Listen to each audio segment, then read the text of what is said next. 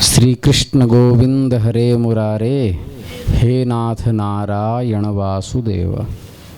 तो हम लोग न्याय सिद्धांत मुक्तावली ग्रंथ के मंगलाचरण पर विचार कर रहे थे। ठीक है, तो उसमें से प्रकरण आता है, सबसे पहला मंगलाचरण जो है वह कौन सा है?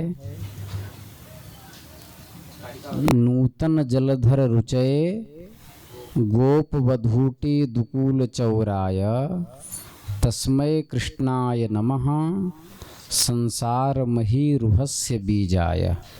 इसकी व्याख्या हम लोग पढ़ रहे थे।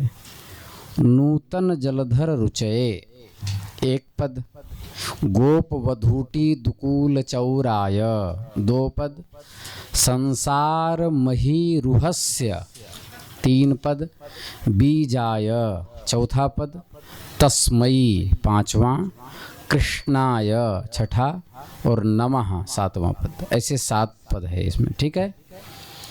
नूतन जलधर रुचये, नूतनश्चासौ जलधरः, जलधरः मतलब मेघः इति नूतन जलधरः।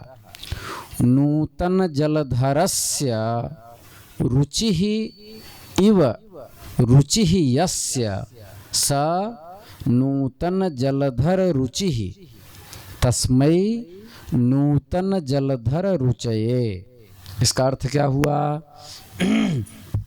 जिस प्रकार नूतन, नूतन किसे कहते हैं? युवा, युवा मेघ मतलब जिस प्रकार सजल मेघ, जलयुक्त मेघ, युवा मेघ वृष्टि प्रदान करके जन समूह को प्रसन्न करता है, उसी प्रकार भगवान श्री कृष्ण अपने भक्त जनों की अभिलाषा को पूर्ण करके उन्हें आनंद प्राप्ति कराएं।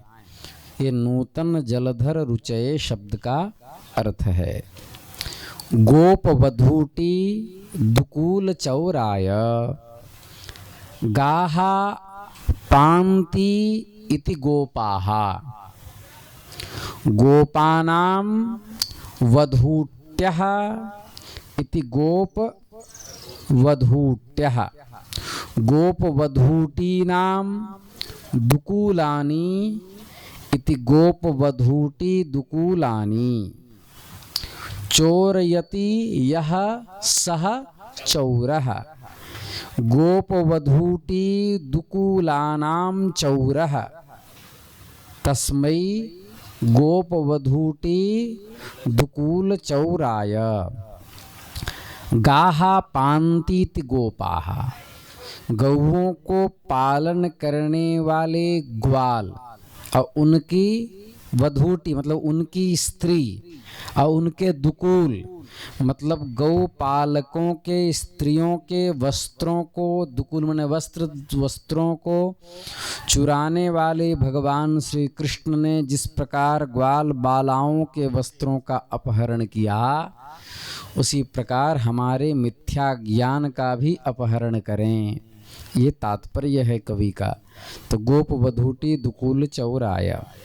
कुछ लोग कहते हैं कि गाहा मतलब इंद्रियाणी, गाहा क्या है? रूप क्या है? गौ, गौ गावौ गावः, गाव है या गाह है? गाम गावौ गाहा, गवा गोभ्याम गोभिः। तो गाहा मतलब इंद्रियाणी, इंद्रियम इंद्रिये इंद्रियाणी, इंद्रियम इंद्रिये इंद्रियाणी। तो गाहा मतलब इंद्रियाणी, पान्तीति गोपाः। ठीक है। कौन? जीवात्मा। इंद्रियों का रक्षक कौन है? जीवात्मा। जब जीवात्मा निकल जाता है तो इंद्रियां सड़ने लगती है कि नहीं? जीवात्मा। तो गाहा इंद्रियाणि पान्ति इति गोपाः जीवात्मानः, तेषां वधूट्यः, जीवात्मा की वधूटी कौन है? तेषां वधूट्यः दुख जन्म प्रवृत्ति दोष मिथ्या ज्ञानानि। ठीक है, ये हुआ वधूट्यः, दुख जन्म प्रवृत्ति दोष मिथ्या ज्ञानानि।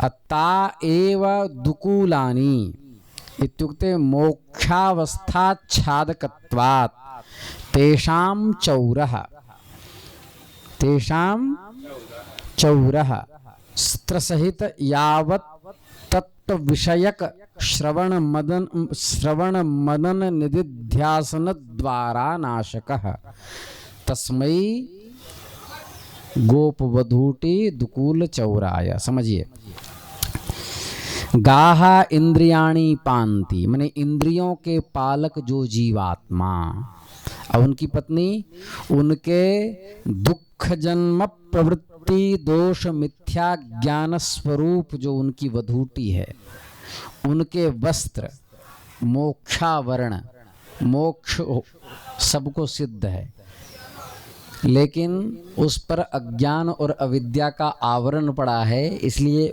घड़ी में, जेब में घड़ी रख करके दुनिया ढूंढता है, पर पता नहीं चलता कि घड़ी मेरी कहाँ गई, और जेब पर हाथ जाते ही समझते रहे हम तो मूर्ख थे जो दुनिया में घूम रहे थे।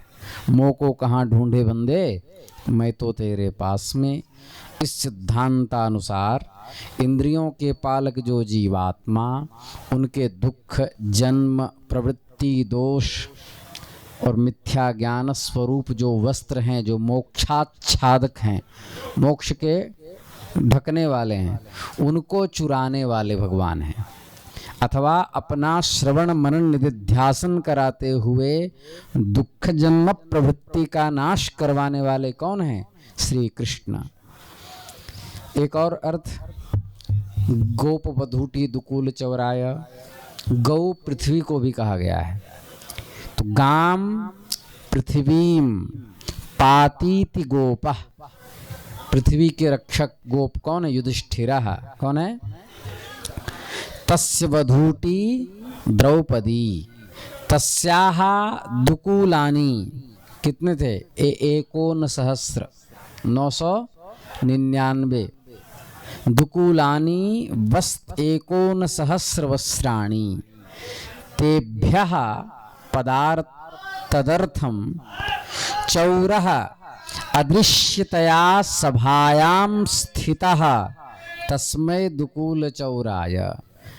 अर्थात चौराय चौलाय वर्धयित्रे, धर्मराज युधिष्ठिर की पत्नी द्रौपदी को 999 वस्त्र वितरण करने के निमित्त सभा में अदृश्य होकर स्थित रहने वाले जो श्री कृष्ण हैं, उनको मैं प्रणाम करता हूँ। और क्या अर्थ किया?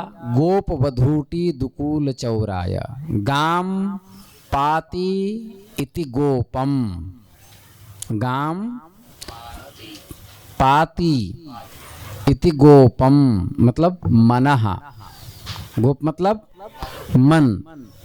ठीक है।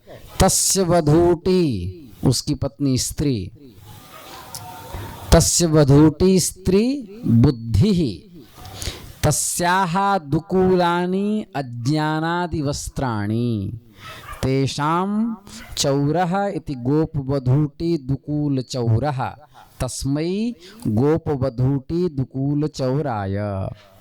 ठीक है। फिर है संसार मही रुहस्य बीजाय। संसारः, संसार किसे कहते हैं? जन्म स्थिति लयशीलम जगत इति संसारः, मतलब जन्म, पालन और प्रलय है स्वभाव जिसका, उसे जगत कहते हैं। सह संसारः एव मही रुहः, मही मतलब पृथ्वी और उससे उत्पन्न होने वाला रूह बीज जन्मनी प्रादुर्भावे च धातु। मही रूह मतलब वृक्ष, पृथ्वी से उत्पन्न होने वाली वृक्ष। तो संसार महीरुहस्य बीजाय, संसारः जन्मस्थिति लयशीलम जगत, स एव महीरुहः वृक्षः तस्य बीजः इति संसार महीरुहस्य बीजः तस्मै बीजाय निमित्त कारणाय इत्यर्थः। जो समस्त संसार का उत्पादक और संरक्षक है, उसे मेरे मनोरथों को पूर्ण करने में कौन सी कठिनाई होगी। अब तस्मई, संसार महीरुहस्य बीजाय कह दिया, तस्मई कृष्णाय नमः, तस्मई शब्द क्यों कहा। तो तत्पद की शक्ति बुद्धिस्थ प्रकारावच्छिन्न में है। यहाँ पर बुद्धिस्थ प्रकार इष्ट सिद्धि प्रदातृत्व है, ठीक है, बुद्धिस्थ प्रकार। अतः इष्ट सिद्धि प्रदातृत्व गुण से विशिष्ट कृष्ण को हम नमस्कार करते हैं। कृष्ण किसे कहते हैं। कृषिर्भूवाचकः शब्दः अणश्च निर्वृत्तिवाचकः कृष्णस्तद्भाव योगाच्चेति कृष्ण शब्दस्य व्युत्पत्ति ही, ठीक है। कर्षति माने सर्वदैव आनंद स्वरूप होने से अपने आश्रितों के सकल दुखों का जो उन्मूलन करते हैं, उनका नाम क्या है, कृष्ण है। इस प्रकार पूरा अर्थ सामान्य क्या हो, विशेष तो अर्थ कर दिया।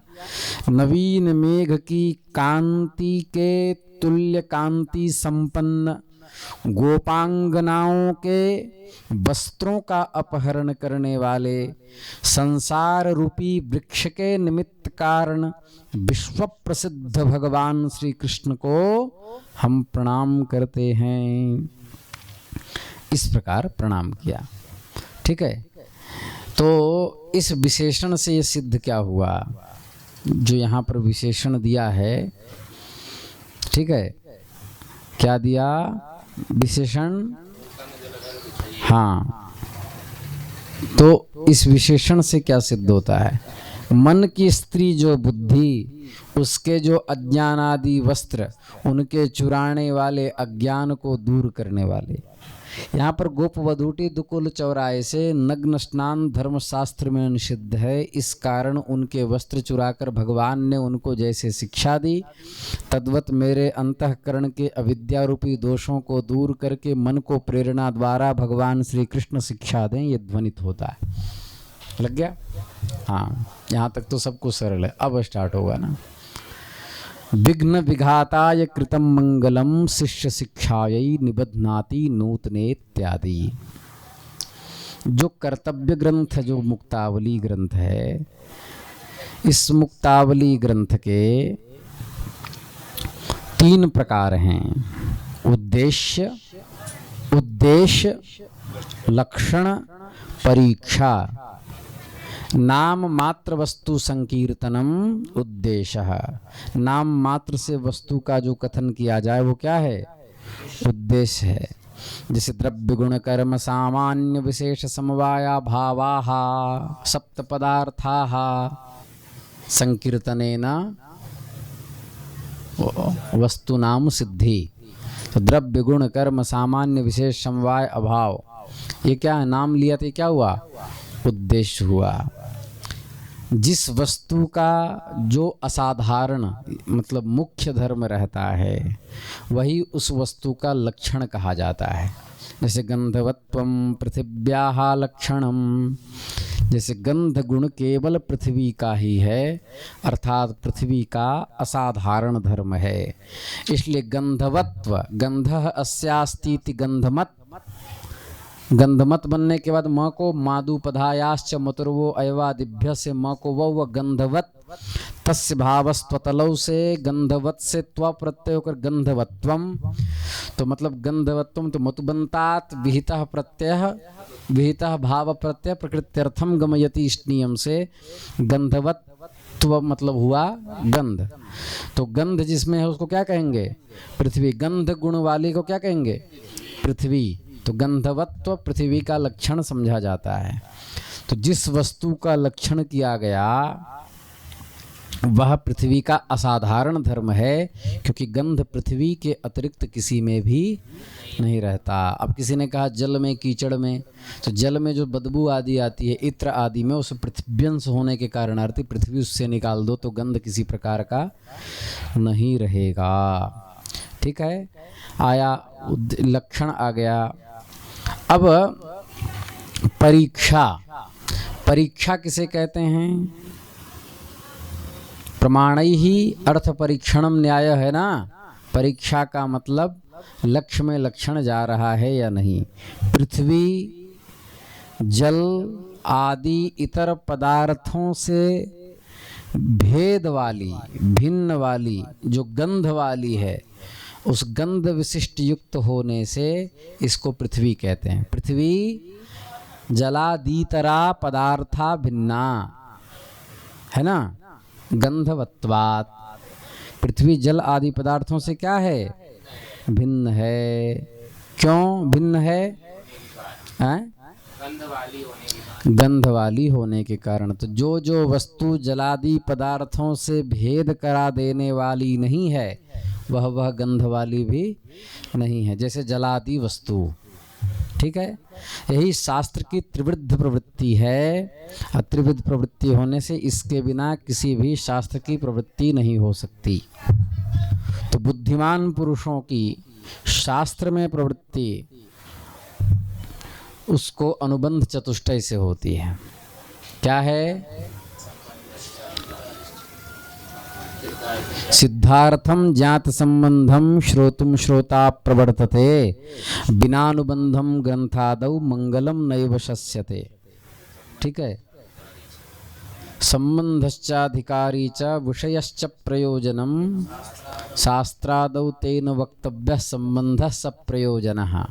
ठीक है, तो सिद्धार्थ, सिद्ध शब्द और अर्थ, शब्द और अर्थ और उसके मध्य का संबंध जाने बिना श्रोताओं की सुनने में प्रवृत्ति नहीं होती। इसलिए अनुबंध चतुष्टय बताने के बाद ही ग्रंथारंभ करना चाहिए। तो अनुबंध चतुष्टय में क्या क्या है? विषय, प्रयोजन, अधिकारी और संबंध। शास्त्र के संबंध तथा प्रयोजन को जान करके ही उसके श्रवण करने में श्रोता प्रवृत्त होता है। इस कारण शास्त्र के प्रारंभ में विषयादि अनुबंधों को अवश्य बताना चाहिए। ठीक है, यहीं तक रखो, आगे कल करेंगे।